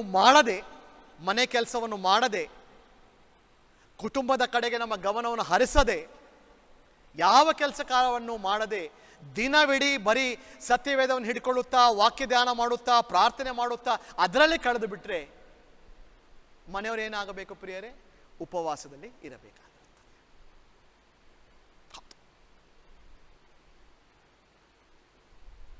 ಅದರಿಂದ ಯೇಸುಸ್ವಾಮಿ ಲೂಕನು ಬರೆಯುವಂತೆ ಇಲ್ಲಿ ಆತನು ಹೇಳುವಂಥ ಮಾತು, ನಾವು ನಮ್ಮ ಜೀವಿತದಲ್ಲಿ ಯಾವುದಕ್ಕೆ ಪ್ರಾಧಾನ್ಯತೆಯನ್ನು ಕೊಡಬೇಕು, ಮೊದಲನೇ ಸ್ಥಾನವನ್ನು ಕೊಡಬೇಕು, ಅದರ ಬಗ್ಗೆ ಆತನು ಇಲ್ಲಿ ಮಾತನಾಡುತ್ತಾ ಇದ್ದಾನೆ. ಸೇವೆಯ ಮಹತ್ವವನ್ನು ಎಲ್ಲಿಯೂ ಕೂಡ ಯೇಸು ಸ್ವಾಮಿ ಬದಿಗಿರಿಸುತ್ತಾ ಇಲ್ಲ. ಅದೇ ಸಮಯದಲ್ಲಿ ಸೇವೆಗಿಂತ ಆರಾಧನೆ ಮುಖ್ಯವಾದದೆಂದು ಕೂಡ ಆತನು ಇಲ್ಲಿ ಹೇಳುತ್ತಾ ಇಲ್ಲ. ಯಾವುದನ್ನು ಕೂಡ ಇಲ್ಲಿ ತಪ್ಪಾಗಿ ಅರ್ಥ ಮಾಡಿಕೊಳ್ಳಬಾರದು.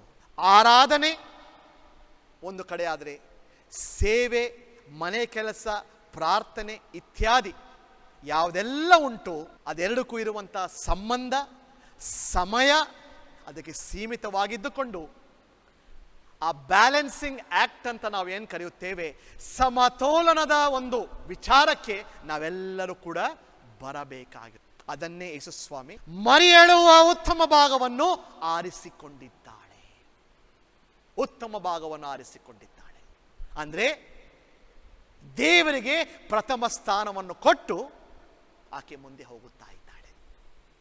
ಹೌದು ಪ್ರಿಯರೇ, ಈ ಬೆಳಗಿನ ಸಮಯದಲ್ಲಿ ನಮ್ಮನ್ನು ಗಮನಿಸಿಕೊಳ್ಳುವಾಗ, ಈ ವಾಕ್ಯ ಭಾಗದ ಹಿನ್ನೆಲೆಯಲ್ಲಿ ನಾವು ನೋಡುವಾಗ, ಮಾರ್ಥ ಮತ್ತು ಮರಿಯಳು ಸ್ವಾಭಾವಿಕವಾಗಿ ಭಿನ್ನ ಗುಣದವರು.